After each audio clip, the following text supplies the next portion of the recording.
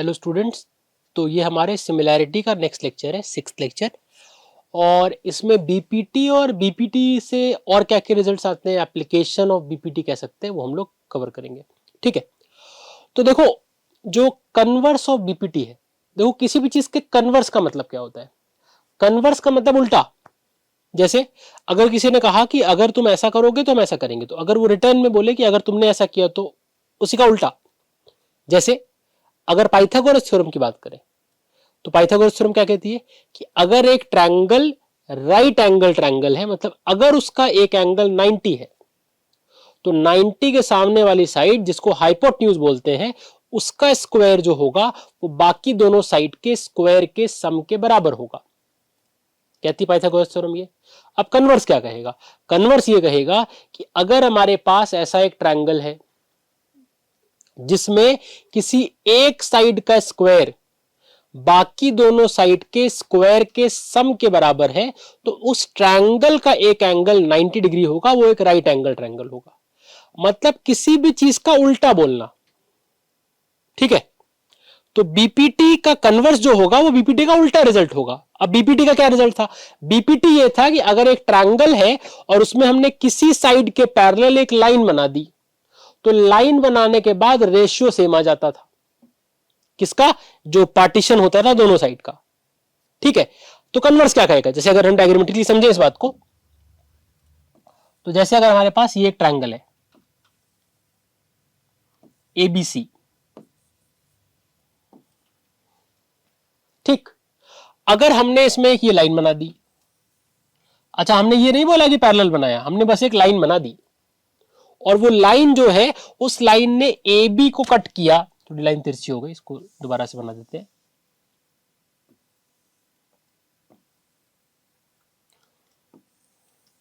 ये ठीक है, ये लाइन डी है, इसने ए बी को कट किया डी पर और ए सी को कट किया ई पर। क्लियर? अब अगर क्वेश्चन में ऐसा दिया हुआ है, इफ इट इज गिवन, क्या given? AD upon DB, AD upon DB is equals to AE upon EC.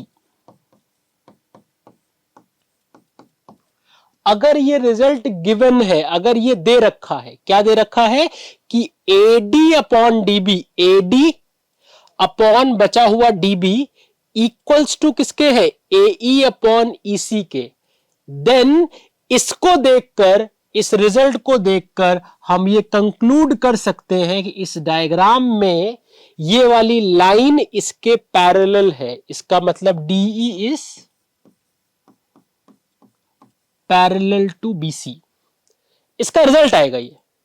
BPT क्या था? बीपीटी में ये था कि अगर ये लाइंस पैरेलल है तो हम इन लाइंस से ये कह सकते थे, इनके पैरेलल होने की वजह से ऐसा कह सकते थे कि AD upon DB equals to A upon EC होगा। बात समझ में आ रही है? ठीक है, तो बीपीटी का जो कन्वर्स है, कन्वर्स क्या कहता है? कन्वर्स का मतलब हुआ कि जो ओरिजिनल रिजल्ट हमारा बीपीटी था उसका ठीक उल्टा। ठीक उल्टा मतलब कि वो रिजल्ट ये कहेगा कि अगर अब तक ऐसा था कि अगर ये लाइन इसके पैरेलल थी तो उसका रिजल्ट क्या आता था? AD upon DB equals to A upon EC. Converse क्या कहेगा कि अगर ये रिजल्ट ऑलरेडी आया हुआ है, ऑलरेडी गिवन है, दिया हुआ है कि अगर एडी अपॉन डीबी का जो रेशियो है वो ए अपॉन ईसी के बराबर है, तो इसका मतलब ये निकल कर आएगा कि ये जो डी लाइन है वो लाइन बीसी लाइन के पैरेलल है। इसका मतलब D is parallel to BC. ये रिजल्ट है कन्वर्स ऑफ बीपीटी।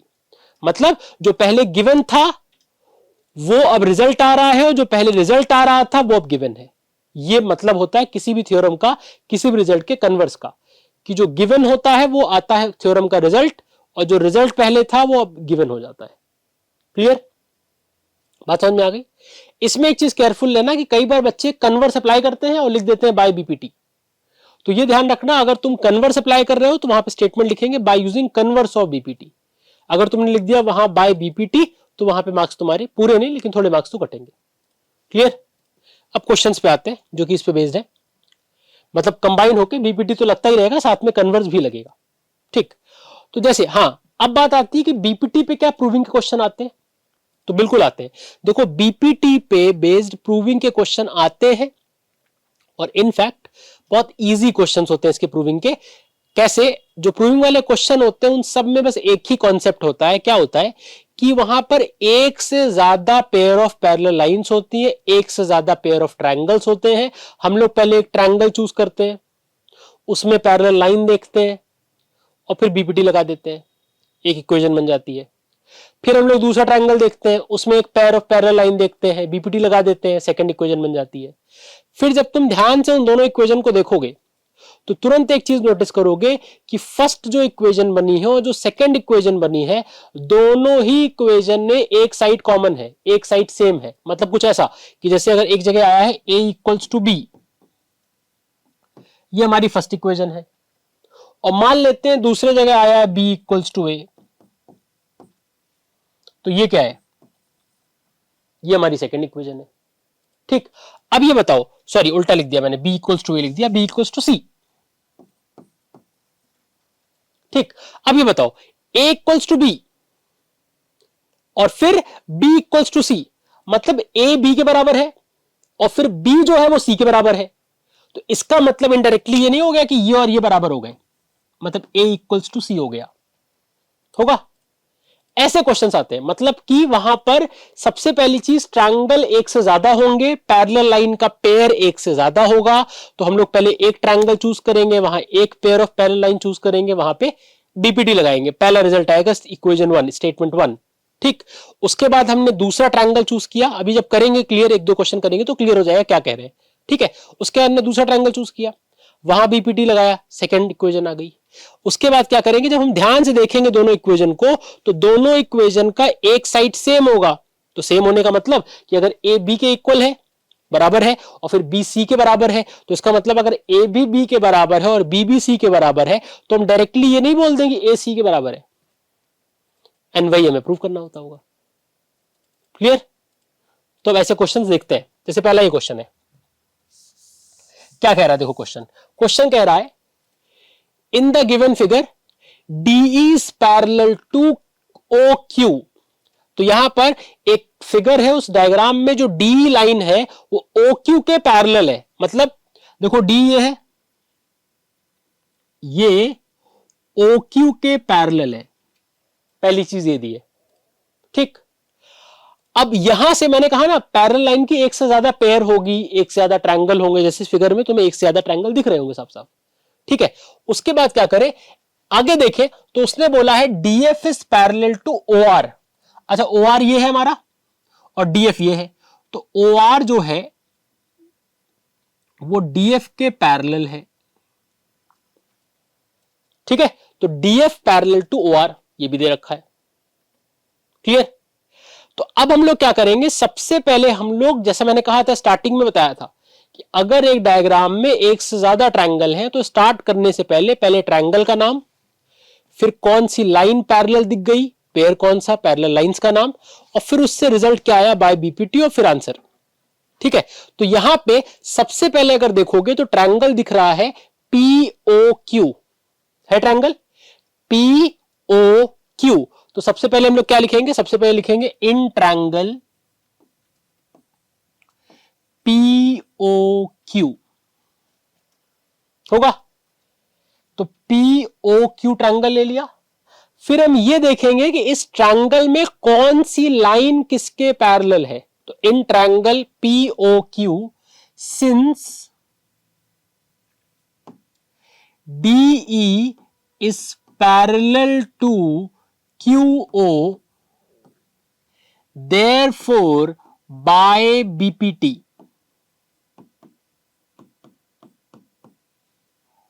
अच्छा, क्या रिजल्ट आएगा? देखो ट्रायंगल हमने चूज किया PO Q, PO Q triangle में ये जो डी लाइन है वो इसके पैरेलल है। तो अगर हम खाली इतने ट्रायंगल को अलग से देखें, अगर हम एक रफ छोटा सा डायग्राम यहां बना दें इतने ट्रायंगल का, सिर्फ ये P है, ये O है और ये Q है। ठीक है, और उसके बाद यहां से एक लाइन ये गई हुई है, ये D है और ये E है। मैंने खाली ये POQ ट्रायंगल को अलग से बना के दिखा दिया कि थोड़ा सा तुम्हें समझने में आसान हो जाएगा। ठीक है, तो अब ये बताओ, ये जो डी लाइन है वो OQ के पैरेलल है? ये दोनों पैरेलल है, दे रखा है ऐसा। तो बाय BPT क्या रिजल्ट आएगा? In triangle this since this is parallel to this, by BPT result आएगा PE upon EQ, PE upon EQ is equals to PD upon DO। आएगा? बताओ, ये रिजल्ट आएगा? PE upon EQ equals to PD upon DO, ये आएगा result. ये हो गई हमारी इक्वेशन 1। ये बात समझ में आई? क्लियर? अब एक काम करते हैं, अब ट्रायंगल चेंज करेंगे। अच्छा, ट्रायंगल चेंज करेंगे, अब ट्रायंगल लेंगे POR। ठीक है, तो इसको रब कर देते, इसका काम हो गया। अब अगर हम इतने ट्रायंगल को साइड में बना दें समझाने के लिए, POR को, तो ऐसा दिख रहा है कुछ, ये POR, और यहां जो OR है उसके पैरेलल DF लाइन है, ये लाइन DF है। ठीक, तो अभी ट्रायंगल चेंज हो गया। ट्रायंगल का नाम पहले लिखेंगे। ट्रायंगल क्या हो गया हमारा? ट्रायंगल हो गया POR। तो क्या लिखेंगे? इन ट्रायंगल POR लाइंस कौन सी पैरेलल है? लाइंस जरूर लिखेंगे। तो लाइंस कौन सी पैरेलल है? सिंस DF, ये लाइन पैरेलल है इसके, तो since DF is parallel to OR, therefore by BPT। अब बताओ क्या रिजल्ट आएगा यहां पे अगर इस तरफ से देखें तो रिजल्ट आएगा PF upon FR, PF upon FR equals to, देखो PF upon FR equals to PD upon DO, तो यह आएगा PD अपॉन DO। ये इक्वेशन 2 हो गई, होगी। तो ये हो गई हमारी इक्वेशन 1, ये हो गई इक्वेशन 2। अब ये बताओ, अगर इन दोनों इक्वेशन को, जैसा मैंने तुमसे पहले भी कहा, ध्यान से देखोगे तो दोनों की एक साइड सेम होगी।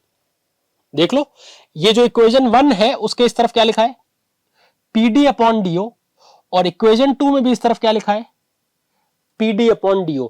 इन फैक्ट बीपीटी के प्रूविंग के जितने क्वेश्चन है सब में ये लॉजिक है कि एक इक्वेशन बनती है, फिर सेकंड इक्वेशन बनती है। पहली इक्वेशन एक ट्रायंगल से बनेगी, दूसरी इक्वेशन दूसरे ट्रायंगल से बनेगी। देखोगे जब ध्यान से तो दोनों इक्वेशन का एक साइड सेम होगा। ठीक है, तो इसका मतलब है कि फ्रॉम 1 and 2 हमें पता है कि ये वाला फ्रैक्शन इसके बराबर है और ये वाला फ्रैक्शन भी इसके बराबर है। तो इसका मतलब from equation 1 and 2, from 1 and 2 क्या रिजल्ट आएगा? देखो, ये इसके बराबर है और ये भी इसके बराबर है, तो रिजल्ट आएगा P upon EQ, PE upon EQ equals to PF upon FR। आएगा? बताओ, P अपॉन EQ। अब इसको जरा इस ट्रायंगल में ध्यान से देखना, PE अपॉन EQ, ठीक, equals to PF upon FR। तो अगर हम इसका थोड़ा रफ फिगर बनाएं, अंदर वाली लाइन सब हटा दें, एक ट्रायंगल ये ले लें, PQR, और केवल इतनी लाइन बनाते हैं, EF बनाते हैं, केवल EF लाइन बना दी। क्लियर? अब ये बताओ, फ्रॉम इक्वेशन 1 and 2, अच्छा ये जो हमने रिजल्ट निकाला कहां से निकाला? ये रिजल्ट निकल कर आ रहा है, ये आ रहा है फ्रॉम इक्वेशन 1 and 2, क्योंकि अगर ये वैल्यू उसके भी बराबर है और वही सेम वैल्यू उसके भी बराबर है, तो इसका मतलब ये दोनों आपस में बराबर हो गए, ये और ये। ठीक है, तो इसका मतलब from 1 and 2 P upon EQ equals to PF upon FR हो गया। ठीक, मतलब PE upon E Q equals to P F upon F R. ठीक, अब ये डायग्राम खाली मैंने थोड़ा सा क्लीन बना दिया, यहां पे क्या है और चीजें भी बीच में बनी हुई है। तो ये बताओ, अगर पीई अपॉन ई क्यू जैसे यहां लिखा है वो P F upon F are के बराबर है, ऐसा हमें रिजल्ट मिल गया, और अगर हम इस रिजल्ट को देखकर इस पे कन्वर्स अप्लाई कर दें तो बाय कन्वर्स ऑफ बीपीटी क्या रिजल्ट आएगा कि ये जो ईएफ लाइन है वो लाइन क्यूआर लाइन के पैरेलल हो जाएगी। तो यहां पे क्या लिखेंगे, बाय बीपीटी नहीं, ये चीज ध्यान रखना, बाय कन्वर्स ऑफ बीपीटी। ठीक है, तो क्या रिजल्ट आएगा, बाय कन्वर्स ऑफ बीपीटी ये जो ईएफ लाइन है वो क्यूआर लाइन के पैरेलल होगी, तो EF is parallel to QR. ये वही रिजल्ट है जो हमें लेकर आना था क्वेश्चन में। देखो क्या पूछा था, प्रूव दैट या show that EF is parallel to QR, ये हमें दिखाना था और वो रिजल्ट हमारा निकल कर आ गया। ये बात समझ में आ गई। कुछ थोड़ा ऐड और करना चाहो तो यहां पे ट्रायंगल का नाम भी लिख दो कि by converse of BPT in triangle P Q R EF is parallel to QR, तो ये थोड़ा सा और ज्यादा अप्रोप्रिएट हो जाएगा। क्लियर, ये बात समझ में आ गई। अब ये जो रिजल्ट है बीपीटी, देखो बीपीटी से कुछ और थ्योरम्स निकल कर आती हैं जिनका कभी कभी एमसीक्यू वगैरह में 1 मार्क का छोटा मोटा क्वेश्चन पेपर में आ सकता है। ठीक है, तो बीपीटी से एक थ्योरम निकल कर आती है जिसका नाम है हमारा इंटरनल एंगुलर बाइसेक्टर थ्योरम। अच्छा, ये थ्योरम बीपीटी का एप्लीकेशन है, इसका मतलब है कि बीपीटी को यूज करके थ्योरम डिराइव करी गई है। ठीक है, तो बीपीटी एक मेन थ्योरम है और उसको यूज करके हम कह सकते हैं कि उसकी सब्सिडरी एक थ्योरम है, कि उससे एक थ्योरम निकलकर आई है, और जो थ्योरम का नाम है इंटरनल एंगुलर बाइसेक्टर थ्योरम। ठीक, वैसे इस पे कोई बड़ा क्वेश्चन अभी तक तो फिलहाल अगर बोर्ड की बात करें तो बीपीटी का ही कोई प्रॉपर 3-4 मार्क का क्वेश्चन पेपर में आज तक नहीं आया। ठीक है, तो इसके आने का तो सवाल ही नहीं उठता, मतलब इंटरनल वगैरह pre board test, unit test, half yearly वगैरह में भी इसके क्वेश्चन ना के बराबर आते हैं। अगर आते भी हैं तो 1-8 मार्क का एमसीक्यू वगैरह थोड़ा बहुत आ सकता है। ठीक, अब ये थ्योरम कहती क्या है पहले समझते हैं। तो देखो यहां पे एक वर्ड आ रहा है इंटरनल एंगुलर बाइसेक्टर, मतलब एंगल को बाइसेक्ट करना है। ठीक, तो जैसे अगर हमारे पास एक ट्रायंगल है ए बी सी, ये एक ट्रायंगल है। ठीक, अच्छा इसमें 3 एंगल है, किसी एक एंगल की बात कर लेते हैं। मान लेते हैं मैंने एंगल ए का एंगुलर बाइसेक्टर बना दिया, मतलब मैंने एक लाइन बनाई जिसने एंगल ए को बाइसेक्ट किया। ठीक, तो मैंने यहां से एक लाइन बना दी ऐसे एडी, और इस लाइन ने क्या किया, इस लाइन ने एंगल ए को बाइसेक्ट कर दिया। ठीक, तो इसका मतलब क्या हुआ, इसका मतलब है कि ये और ये दोनों एंगल आपस में इक्वल हो गए। ठीक, अब इंटरनल एंगुलर बाइसेक्टर थ्योरम ये कहती है, बाइसेक्ट किसको किया है, एंगल ए को। अब अगर तुम केवल एंगल ए पे फिलहाल फोकस करो तो एंगल ए की जो आर्म्स है, मतलब जो दो साइड्स हैं जिनके बीच में एंगल ए बना है, वो साइड्स क्या है। देखो एंगल ए बना है ए बी और ए सी के बीच में। देखो एक साइड ए बी है और एक इधर ए सी साइड है। ए बी और ए सी के बीच में ये पूरा एंगल ए था हमारा। ठीक है, तो अगर हम इस ए बी और ए सी का रेशियो निकाल लें, मतलब अगर हम निकालें A B upon A C, ratio किसका निकाल रहे हैं, रेशियो उन दो साइड्स का निकाल रहे हैं जिसके बीच में एंगल ए बना हुआ है। क्लियर। अच्छा, ये रेशियो किसके बराबर होगा, ये रेशियो उसी रेशियो के बराबर होगा जिस रेशियो में ये एंगुलर बाइसेक्टर जाके सामने वाली साइड को डिवाइड करेगा। तो सामने वाली साइड बीसी है, बीसी को ये एंगुलर बाइसेक्टर मीट कर रहा है डी पर। अच्छा, रेशियो लिखा कैसे, इधर से लिखा है, तो मतलब पहले ए बी ऊपर लिखा है तो इधर से ही लिखा जाएगा। इधर से लिखेंगे तो क्या आएगा, पहले आएगा बी डी अपॉन बचा हुआ डीसी, तो इसका मतलब ये क्या आएगा, equals to B D upon DC. ठीक, मतलब एक ट्रायंगल के किसी भी एंगल का अगर एंगुलर बाइसेक्टर ड्रॉ करते हैं तो वो एंगुलर बाइसेक्टर सामने वाले साइड को उसी रेशियो में डिवाइड करता है जिस रेशियो में वो दो साइड्स हैं जिनके बीच में वो एंगल बना हुआ है। क्लियर? इसको उल्टा करके देखते हैं। उल्टा करने से मेरा मतलब यह है कि अगर ये रेशियो मैंने ए बी अपॉन ए सी के फॉर्मेट में लिखा, हम इसको उल्टा करके लिख दें, मतलब अब हम ए सी को ऊपर लिख दें। ठीक है, तो जैसे अगर मैंने इसको लिखा ए सी और उसके बाद अपॉन में ए बी लिख दें, तो अभी भी लिख तो वही चीज रहे हैं भाई, वही दो साइड्स का रेशियो लिख रहे हैं जिनके बीच में एंगल ए है। एंगल ए जो हमारा है वो किसके बीच में है? एंगल ए है ए बी और ए सी के बीच में। तो मैंने फर्स्ट केस में लिखा था ए बी अपॉन ए सी। ठीक है, इस वाले केस में अगर हम इसको उल्टा करके लिख दें, अगर हमने फर्स्ट केस में ए बी अपॉन ए सी लिखा था, अब हम इसको ए सी अपॉन ए बी लिख दें, है अभी भी वही है, अभी भी ये क्या है? एंगुलर बाइसेक्टर है। ठीक, तो अब हम इसको उल्टा लिख रहे हैं, अगर ए सी अपॉन ए बी, तो ये सामने वाले साइड को मतलब बीसी को डिवाइड उसी रेशियो में करेगा, लेकिन अब रेशियो इधर से लिखा जाएगा। क्यों? क्योंकि एसी पहले लिखा है और एसी इस तरफ है, तो एसी फिर ए बी, तो अगर ये साइड को जो डिवाइड कर रहा है उसको अगर लिखेंगे तो इधर भी लिखेंगे सी डी और फिर बाद में डी बी, तो इसका मतलब ये आएगा equals to C D upon D B. बात समझ में आई कि अगर हम AC को ऊपर लिख रहे हैं, मतलब इधर शुरू कर रहे हैं ना, AC अपॉन फिर AB, तो इधर भी इधर से शुरू करेंगे, मतलब CD अपॉन DB। ये चीज याद रखना, स्टेटमेंट याद रखना। स्टेटमेंट क्या कहता है? स्टेटमेंट कहता है कि if we draw angular bisector of any one side, any one angle of a triangle, then it divides the opposite side in the same ratio as the ratio between the two sides containing the angle. Containing the angle मतलब एंगल जो है वो जिन दो sides के बीच में बना है उनका जो रेशियो है, उसी रेशियो में एंगुलर बाइसेक्टर सामने वाले साइड को डिवाइड करेगा। ठीक, जैसा मैंने कहा कि इसमें कोई प्रॉपर बड़ा क्वेश्चन तो नहीं आता, लेकिन छोटा मोटा एक एमसीक्यू वगैरह में आ सकता है। फॉर एग्जांपल एक छोटा सा क्वेश्चन अगर इसी में वैल्यूज रख के देख ले, तो मान लेते हैं किसी क्वेश्चन में उसने बोला कि एक ट्रायंगल है एबीसी जिसमें कि एडी उसमें एंगल ए का एंगुलर बाइसेक्टर है, और ए बी और ए सी की लेंथ उसने दे दी। मान लेते हैं ए बी की लेंथ दे दी 10 सेंटीमीटर और ए सी की लेंथ दे दी 15 सेंटीमीटर। ठीक, और उसके बाद इसमें से कोई एक लेंथ गायब कर दी। गायब करने का मतलब कि मान लेते हैं उसने तुम्हें ये वाली लेंथ तो दे दी 8 सेंटीमीटर और ये पूछ लिया बताओ कितना होगा, ये पूरा बीसी पूछ लिया बताओ कितना होगा। ठीक, तो अगर हम ऊपर वाला पहले फॉर्मूला यूज कर लें, भाई किसी एक को यूज करना है, हमें पता है कि किसी एक ऑर्डर में तो लेना पड़ेगा, है दोनों सही।